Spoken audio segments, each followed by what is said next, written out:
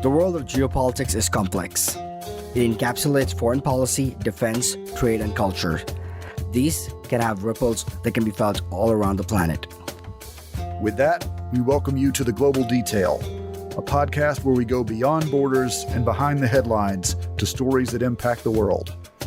Our goal is to peel the onion and explore the various diverse layers through riveting interviews with experts and stalwarts. I'm Akshobh Giridharadas. And co-piloting this journey, I'm Brendan Duke. Let's get into it.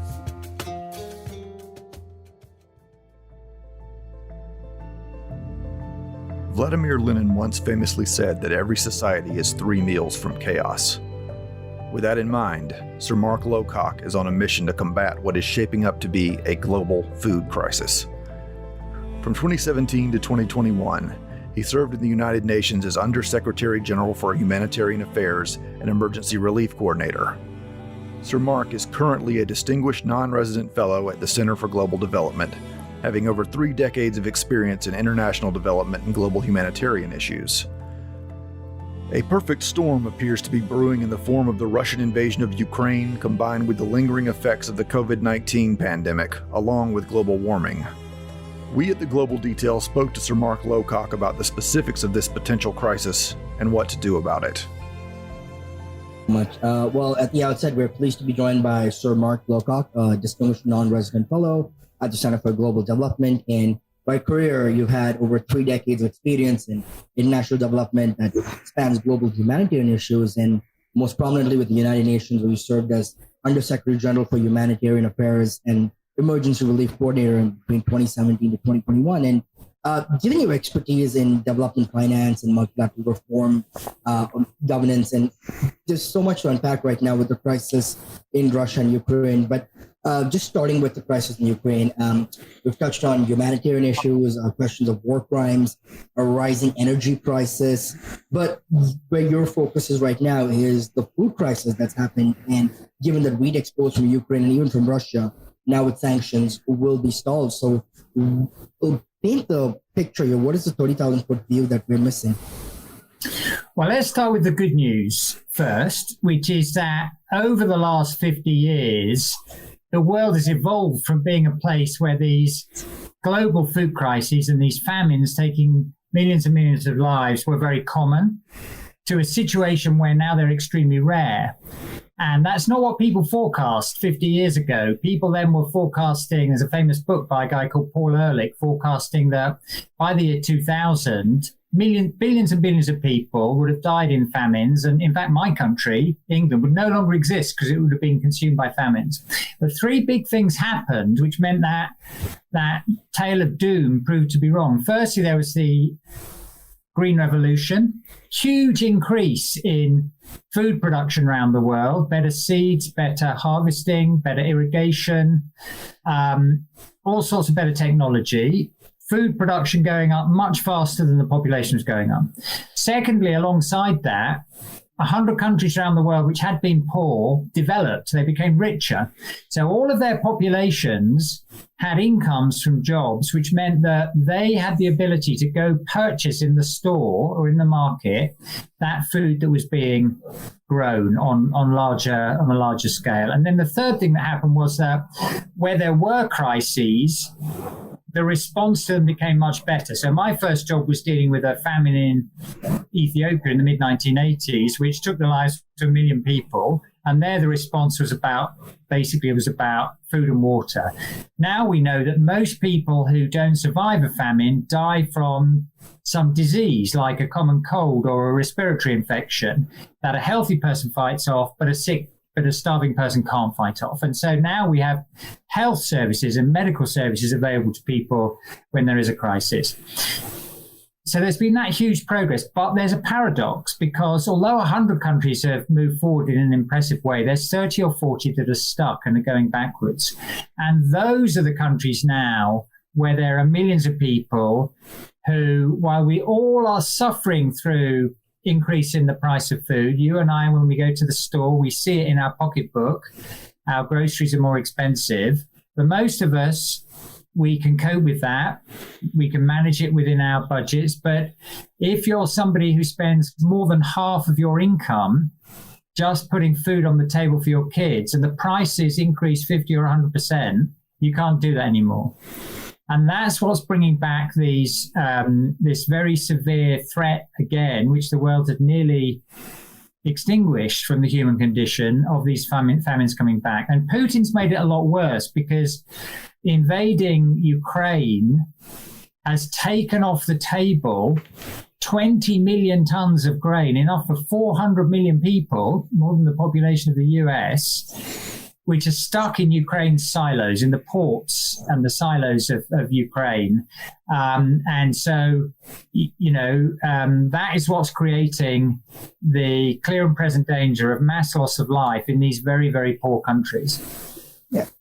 Interestingly, Yuval Noah Harari, in his latest book, Homo Deus, mentioned that we have now evolved from a period where humans no longer die in wars and famines, particularly famines, and now perhaps die more of overeating. And clearly you're in the US with bulimia but is that untrue, especially with what your assessment is showing with the war in Ukraine, that there will, no matter what we're looking at, no matter what the purchasing power parity is, when you have a crisis like this, it will take us back to the 15th, 16th, 17th, 18th century, back in times whereas we could not account for such food shortages. Well, it will, unless we take action to stop it doing that. It doesn't have to end like that. We can still solve this problem. And there's a few things we need to do to solve it. The first thing is we do need to get more grain onto the markets. The best way of doing that would be political pressure on Putin, which African leaders and Middle Eastern leaders have been trying to do, to get him to allow the Ukrainian grain out. If we can't do that, then other countries which have big reserves of grain should allow some of it onto the market to get the prices down a bit. The second thing we need to do is recognize this Ukraine crisis is not ending anytime soon. And so we'll need to be other places where maize and wheat planting goes up. We need to access other sources of raw materials for fertilizers, like the phosphates of Canada and so on, to replace what's being lost from Russia and Ukraine. And the good news, again, is there's lots of countries that can plant more. Lots of European Union countries can grow more cereals. That's also possible in the US. It's possible in countries in South America and Australia and so on. The next thing we need to do, though, is recognize that some of these countries whose populations are at risk of starving can't afford to import food, even if they've got a administrative system and social security arrangements that if they did have the food, they could give to their people. And that what those countries need basically is a bit more generosity in access to credit from the international institutions like the World Bank and the IMF, so they can afford to import food for their populations at these higher prices. And that's been done before, that kind of help. It was done when we had the financial crisis in 2007-8, and it could easily be done again now. It just requires the goodwill from the leading countries, especially the 7 leading industrial countries, the US, UK, Germany, Italy, Canada, Japan, France, who will meet in Bavaria in southern Germany next week.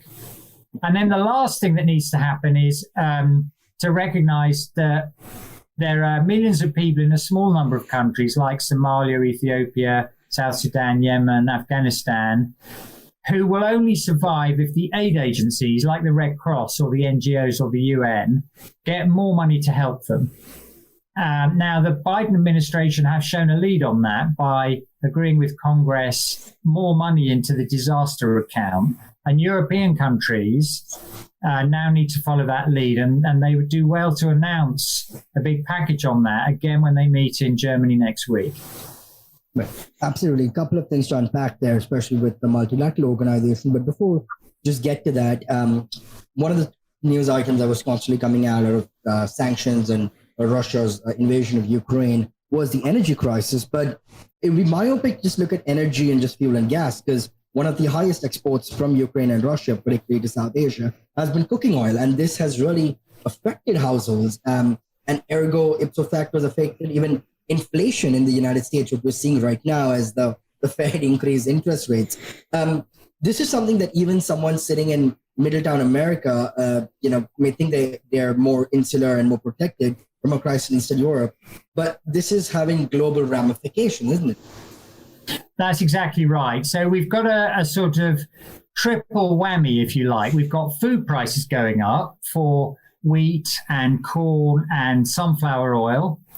We've then got fuel prices going up. The price of gas is going through the roof. So transport costs increase as a result of that, and that makes it more expensive to get food onto the table. And then thirdly, we've got fertilizer prices going up as well. That's largely because the fertilizer raw materials are quite heavily concentrated in Russia and Belarus and places drawn into the conflict. So when those three things happen all at the same time, you get a sort of effect where getting the food on the table becomes much, much more expensive. It's not just the grain itself, it's the transport costs and it's the fertilizer to grow next season's harvest. And as you say, that's happening all around the world. We can all see it in our pocketbooks, but there's some people for whom it becomes a matter of life and death rather than a matter to be coped with in the family budget.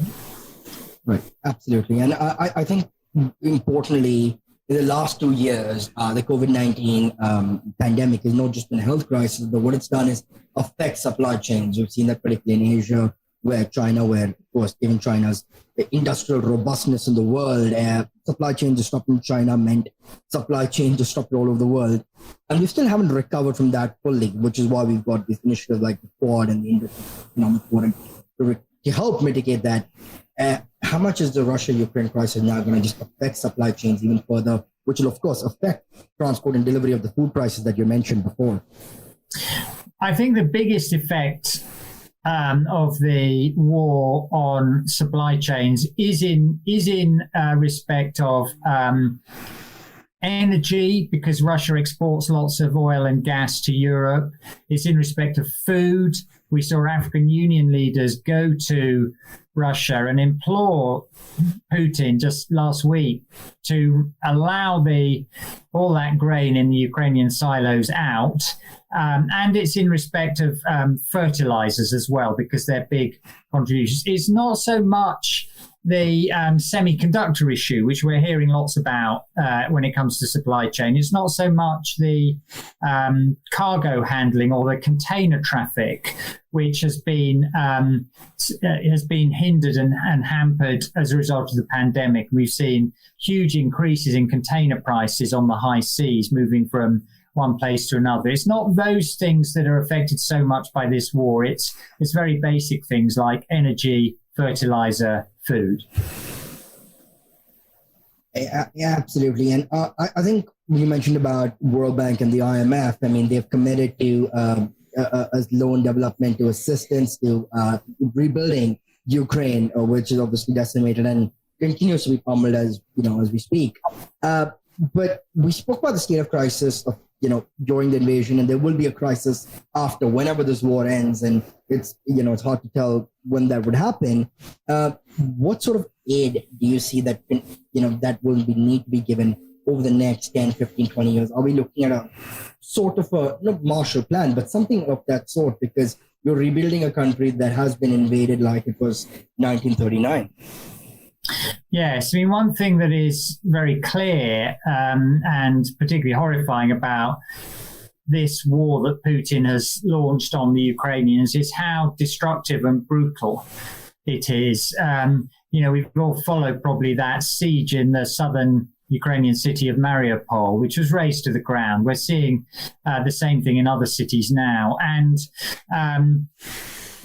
I remember from the period of the conflict from 2014 up to 2021, when in fact there was shelling every day. People weren't seeing it because it was at a much lower level. But the fact that original conflict from 2014, which lasted a few months, wasn't ever properly resolved, meant that there was never any recovery in eastern Ukraine for that. So the economy was permanently undermined and trashed. Now, one of the things I'm worried about is we can have the same problem as and when, as we must all hope happens, the current conflict is brought to an end and things calm down.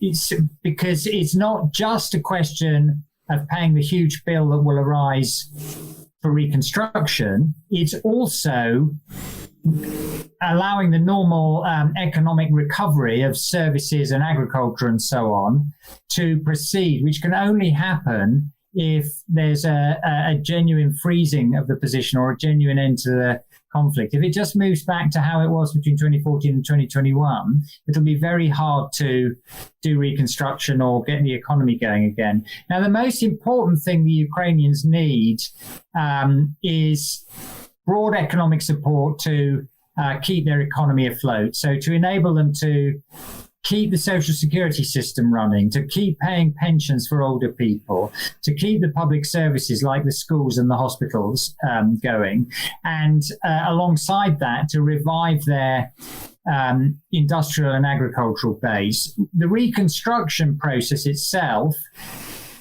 we know from too many previous experiences, is likely to take quite a long time, and the bulk of the costs of that will inevitably be met by Ukraine itself. But the wider world will be smart to be willing to offer a helping hand, as happened, as you imply, in Europe after the Second World War. Just turning our focus to where you're seated right now in the United Kingdom, of course, when anything sanctions on Russia sneezes, rest of Western Europe gets a cold, particularly we're talking about energy crisis, but the last close to a decade or so since Brexit, there's been a whole outlook on the UK economy. How do you see the UK impacted by this global food shortage, along with the rest of, most of the G7 powers that you mentioned, which are in Western Europe as well? So my main area of expertise actually is the very poor countries, but I can give you a layperson's story, if you like, about the situation in the UK. The UK economy has been quite hard knocked back by the Brexit process, and in particular, the value of the pound sterling has fallen quite substantially since we had the Brexit vote. And that means imports are much more expensive for people. And since the UK imports a lot of its food, that translates quite quickly through into the pocketbook and people's incomes and so on. We've also got one of the lowest economic growth rates of the big economies. So that's another sense in which the UK economy is struggling a bit. And what the UK really needs to do is increase productivity, get the economy growing faster so that it will be able to service all the debt we, like other rich countries, had to take out in order to keep the economy going during the pandemic. Fundamentally, the UK remains a rich country, one of the richest countries in the world, and has many kind of assets and capabilities, which means that we should be able to manage our position, with a reasonable degree of comfort. But we certainly need to get back to a higher growth path and a path of more productivity, and work out as a nation which for hundreds of years has made its way by trading with other nations, how, now that we're no longer part of the European Union, we're going to trade with everybody else. And there's been not nearly enough progress with that in the last 2 or 3 years. Yeah, thank you, Sir Mark. If I may just shift this to a broader focus a little bit. When the crisis of Ukraine refugees first came out, there was this talk about some of the media coverage being very skewed about how, this was Europe and not a developing country, a lot of that. And given your vast 3 decades of experience across the world, from the Caribbean to Africa to Asia to Europe, has there been sort of this asymmetry of aid while Ukraine refugees or Ukraine people going through a cataclysmic phase?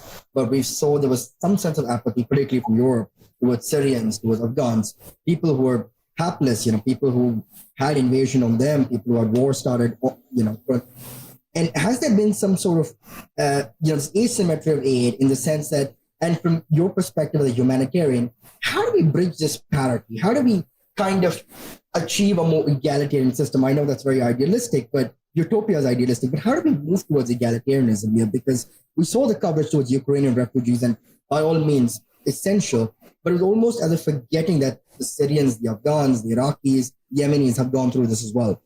Yeah. Well, Europe was many European countries led by Germany, but including countries like Sweden, for example, were extremely generous in welcoming nearly 1 million Syrians and people from other countries in the summer of 2015. And people sometimes forget that there was that earlier phase of extreme generosity, and many European countries, in EU countries in particular, have provided refuge for large numbers of Ukrainians now. The UK, I'm afraid, has not been as generous as most other European countries, and that's a matter of shame and embarrassment to me, because I think Britain should have been more generous given our history as a generous nation, but that's not what the current government here has done. Ultimately, every country has to be careful in managing its borders and strike a balance between how many new people come in, compared to people who are here already. And, rich countries can't cope with limitless numbers of new people arriving. It's just a fact of life, which you can see everywhere. So a really important part of a smart strategy to deal with this set of challenges is to provide better help to people in the places they're coming from and in the immediate neighborhood.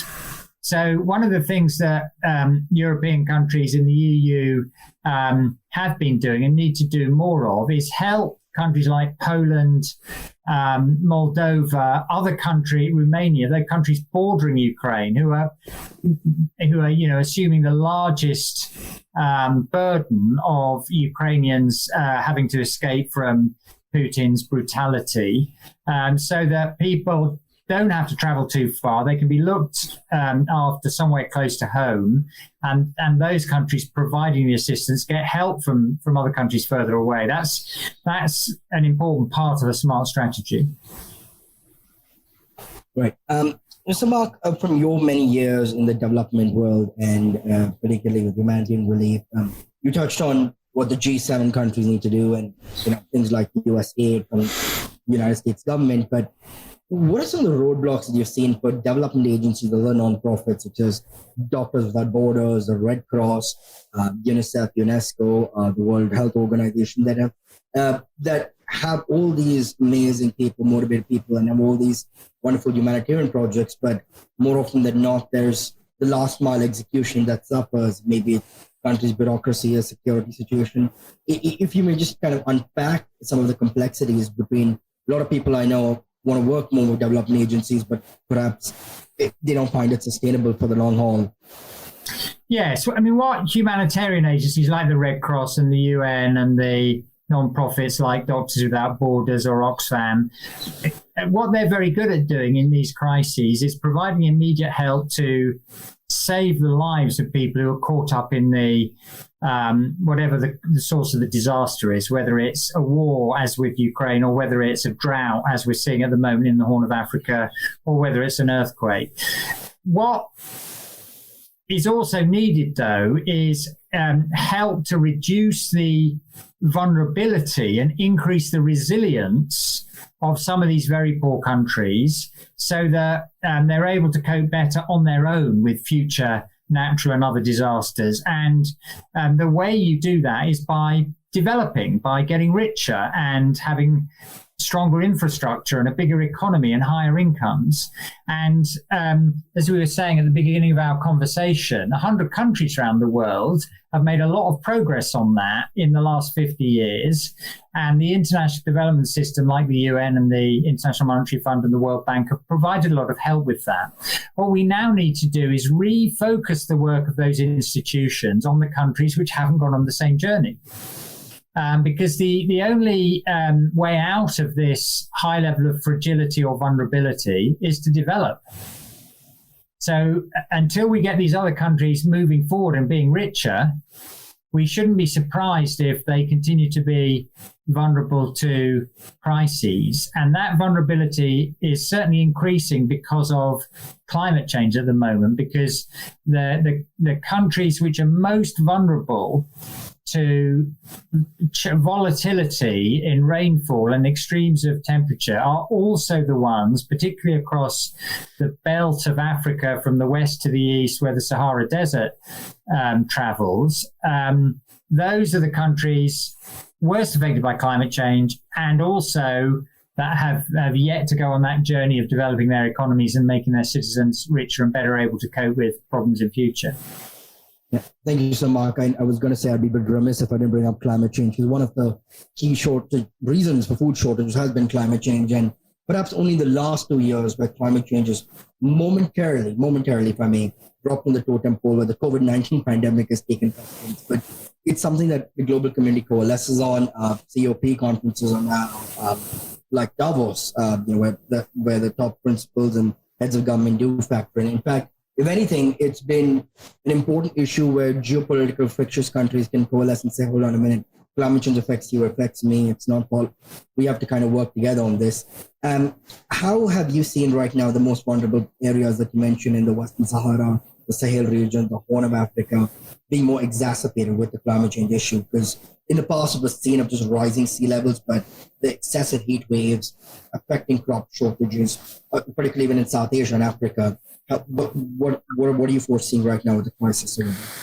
Well, I was for 4 years the head of humanitarian affairs of the United Nations, and I traveled around more than 50 countries in that role. And most of the time I was going because there was some new humanitarian crisis.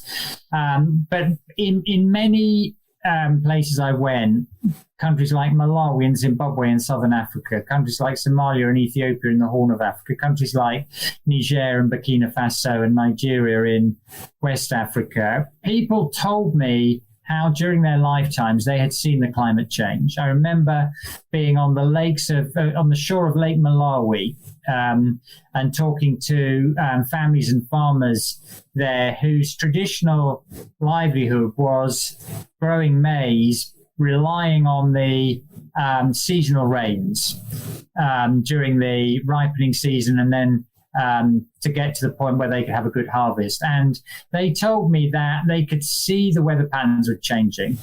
More and more years, there was no longer enough rain to grow the maize. And that's a consequence of climate change, more frequent droughts, more volatility in rainfall. But there's also another consequence, which is more extreme weather events. So, while I was in that role at the United Nations, every year we had the hurricane season in the Caribbean. And in 2017, there were huge hurricanes that rolled through Dominica and series of other islands in the Caribbean. Same thing in the Bahamas in 2018, 2019. So there's no question that the climate is changing and it's becoming more volatile. There's more droughts, more storms, and these things are affecting, unsurprisingly, the countries which are the poorest, have the weakest government systems, have the least developed economies, have populations which have lower levels of education, less access to health services. They are the most vulnerable to climate change. Yeah, absolutely. The vulnerability of a weak economy has been exacerbated further with climate change. I wanted to ask you, interestingly, we're talking about technologies proliferation and areas of fintech and medtech, but also ag tech. And you've seen countries like Israel leading technology and agriculture technology, and perhaps forecasting the kind of technology tools that we have to forecast future droughts. What sort of, from your experience in multilateral organization, more non-profit sector, what sort of action would you like to see the private sector take more? What sort of private-public partnerships can we foresee that can combine the resources and the wealth of the private sector with the public sector spread that can help mitigate some of these disasters before they become disasters? Well, the reason 100 countries have been able to develop over the last 50 years, building on the progress that countries in Europe and North America made in the previous 100 years through the agricultural revolution, the industrial revolution, is largely to do with science and technology. And most of that science and technology, the knowledge and the products and the new solutions to old problems has been generated by the private sector, by entrepreneurs or scientists or inventors, and then the corporations that they've built. So the role of the private sector is absolutely of first order importance in helping any country develop and generating new technologies to tackle old problems. And I've seen that in a number of specific ways when it comes to these humanitarian crises that we have now in very, very poor and vulnerable crises. So there's brilliant, terrific examples, for example, of using data and mobile telephone technology to forecast problems before they arise, so you can prepare and respond before the storm hits or the drought is, starving the children or killing all the livestock. Also, the ability to transfer money and vouchers and purchasing power using modern technology to people who are particularly vulnerable means you don't have to ship so much, aid agencies don't have to ship so many commodities around. If you get people purchasing power through their mobile phone, then they can go to their local market and the private sector again will respond. Whenever people have money, there'll be a private sector supplier somewhere willing to sell them something. So that area of data and technology is another huge area where the private sector has a massive role to play. Another area, interestingly, relates to insurance. Many of these humanitarian disasters can be insured against. Probably you and I have insurance against our homes being damaged in a storm, right? And we know if we have that, if there's an adverse event, we get a payout straight away. Now, poor countries can take out the same insurance so they get resources quickly to recover from a disaster. When I was in the Bahamas in 2019, when they had the biggest ever hurricane destroying part of their economy that they'd ever had, they got an instant payout from their insurance company. And you can use much more of those techniques than we're using at the moment. And they allow you to have a faster response and a better recovery to these disasters than we've had before. And that, again, is a private sector solution. Okay. I wanted to speak about your extensive and very exhaustive years of experience all across the world. I mean, looking back at your career, you mentioned it's been across 50 countries, across the most troubled zones as well, from the Caribbean to Eastern Europe, Africa, Asia, Middle East, and LATAM. What were some of the major humanitarian crises that you saw there, particularly apart from Ukraine that we spoke about, countries like the Yemen, Haiti, Syria, Afghanistan, the Sahel, and the Horn of Africa? What were some of the trouble spots and some of the efforts that you led to help mitigate the disasters that happened? Well, all the places you've listed just there, actually. So I went several times to Yemen, which for most of my time in the UN was the place where there was the world's worst humanitarian crisis in terms of the number of people who wouldn't survive without help. The horrible civil war in Syria, which led to half of the population having to leave their homes, either to escape somewhere else inside the country, or in the case of a third of the population, 6.5 million people fleeing to neighboring countries, Jordan, Lebanon, Turkey, but also further afield, especially to Europe. And that's gone on for a long time, for 10 years, and there's never been any recovery in Syria. But then there's also the places that are chronically vulnerable to these crises, especially that Saharan belt across Africa. In a way, the most troubling and striking crises are ones in parts of the world where most countries have developed, but some just haven't. And one of the starkest, clearest examples of that is in the case of North Korea, where I went in 2018. The Korean Peninsula is a place populated by people who have all the same history, many family ties, ethnically very similar to each other. South Korea has been a huge development success story, one of the world's richest countries now, very successfully industrialized, high-tech economy. But North Korea, which has been run by this succession of dictators, basically, from the same family, grandfather, father, now Kim Jong-un, the third in the line, is one of the world's poorest countries. In fact, in the mid-1990s, there was a famine in North Korea which took 3 million lives at a time when just across the border in South Korea, people were living better lives than they'd ever lived. So those cases, I mean, Haiti is another case like that, really, a very, very poor country in a region which has developed very successfully. And they're particularly heartrending when you go and see those places because the population is the same as people everywhere else. The families have the same hopes and aspirations and fear and pain and suffering and wishes for the future.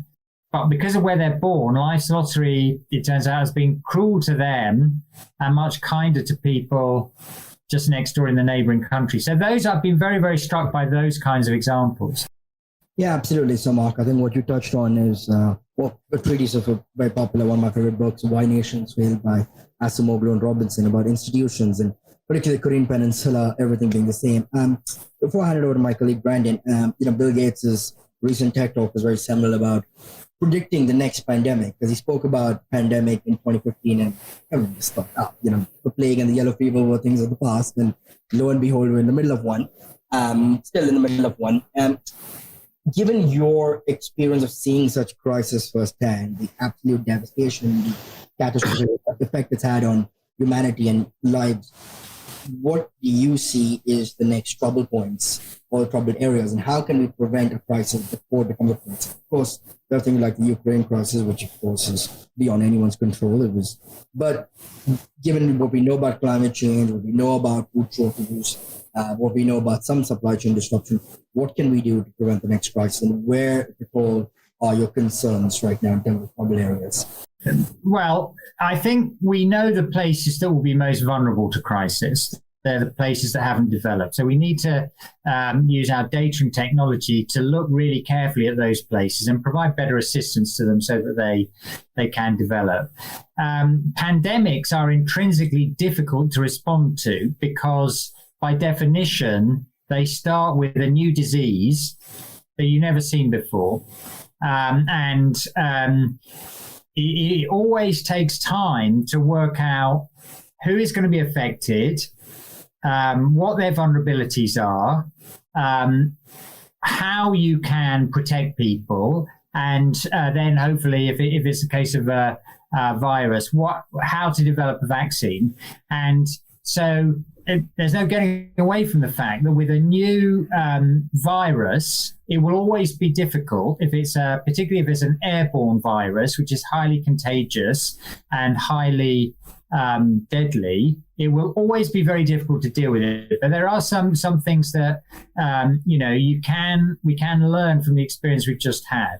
The first thing is it's a very good idea to have a reliable public health system that the population of your country trust, so that when the local official or the medical professional says there's this new problem and here is how you can protect yourself against it, it's really important that citizens at large have sufficient trust in that information that they act on it.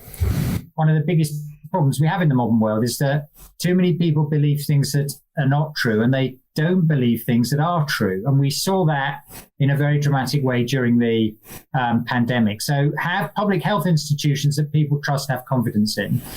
That's the first thing. The second thing is be ready by doing exercises and practices to respond if you have to respond. And of course, we'll probably be readier over the next few years than we were in the run-up to the coronavirus because we've just had all the experience. The next thing is recognize that actually often the biggest impact might not be through the virus itself, but through the economic impact of the spread of the virus. And be ready to respond to that. So rich countries actually did well in the first part of 2020 by pumping liquidity into their economies to protect families and keep businesses going, so that even though lots of things were shut down, the basic economy could keep could keep working. Rich countries made a mistake, though, by not providing similar assistance to what they provided in the financial crisis of 2007-8 to very poor countries who couldn't afford, didn't have the resources to pump into their own economies, so needed some international help. So the next lesson is the prosperous world, in its own interest, should be willing to help the less prosperous world as well. So those are just a few things. I guess the last thing, which is a lesson everybody understands and is increasingly learned, is invest in your science and technology base. You know, the countries which had the most developed pharmaceutical sector and the most capability for scientific research are the ones that develop the vaccines fastest and most effectively. And you want to keep going with continuing to build those capabilities, train enough young people to be scientists, make sure your pharmaceutical companies are well managed, well resourced, and can respond to new problems. To close it out, kind of piggybacking on what you were just talking about, I was wondering, as we're kind of looking towards the future to, you know, like you said, like the next pandemic or the next crisis, do you see any kind of silver linings with all this clouds? Like this last few years, like we mentioned, kind of like a perfect storm of the pandemic, global warming, and then Ukraine. But do you see anything like on the horizon that actually gives you hope? Like you said, better use of these technologies, proliferation of like the kind of the information now with the internet, people might have accesses to, you know, better inform themselves and, or, you know, unfortunately misinform themselves too. But just, do you see any reasons to like hope that maybe as the, as we come down the pike, especially having just come out of the pandemic and kind of trying to take the lessons from that and dealing with the fallout thereof, do you see any like things that give you hope, like that we will get better and better at dealing with these crises as they come? Yeah, well, I mean, I am fundamentally optimistic because my professional experience and my life experience is that over the last several decades, for the average human being on the planet, life has got significantly better. We live longer, we have better health care, more chance for an education, all sorts of technologies that our parents and grandparents and previous generations didn't have. And we have a stronger scientific and technological base now to cope with future challenges than we've ever had. I do think there are some real challenges that the world faces at the moment. Climate change is one. The fact that we have a geopolitical environment where there's a very high degree of tension between the leading countries, and there's more conflict risk between the big countries now than there was, especially in the period between 1990 and 2010 or so. But fundamentally, we've got more capability to deal with challenges that come up in the future now than we've ever had in the past. The question is whether we have the wisdom and the organization and the instinct to collaborate across nations to tackle these shared challenges. You know, we're a very contradictory species. We are excellent at collaborating in some circumstances, but we're also very antagonistic towards each other, and we are very conflictual with each other, and we need to bring out the better angels of our nature and emphasize collaboration to tackle problems and try to contain our violent instincts. Thank you so much. You've got a new book out right now. Do you want to tell the people briefly about that? Yeah, so my book is called Relief Chief. Basically, it's the story of my 4 years at the United Nations, being the person who was responsible for spotting the next humanitarian disaster and then organizing a good quality response to it from the UN and the Red Cross and the non-profit sector. And it essentially it's a sort of manifesto for saving lives in difficult times. And there's 100 ways in which those organizations, the UN, the Red Cross and others, can do a better job. They do a good job already. They save millions of lives every year, but they can do an even better job. And this is an optimistic, description of how to do even better. Sir Mark, before you go, one more final question, I guess. I think for the millennial generation, probably the Gen Zs, which is no longer just a me generation, there's a sense of they're more passionate and driven by causes. There's a sense of looking at the UN and I spent brief time at the World Bank and other multilateral organizations, sense of nebulousness around it. There's so much they're doing, there's so much they want to be involved in, but there's a little sense of, the nebulousness of how they get involved in the processes. What is your perhaps unsolicited advice to the next generation right now, that's driven by passion and causes to get in, to work with the UN and not perhaps be put off by the larger, perhaps bureaucratic structure that sometimes might be in place from days of yore? Yeah. Well, firstly, I thought while I was in the UN, I feel very strongly now, the UN would be smart to hire a lot more younger people. The average age of people in the UN is much too high. And we should, that's a fixable problem. We should really do something about it.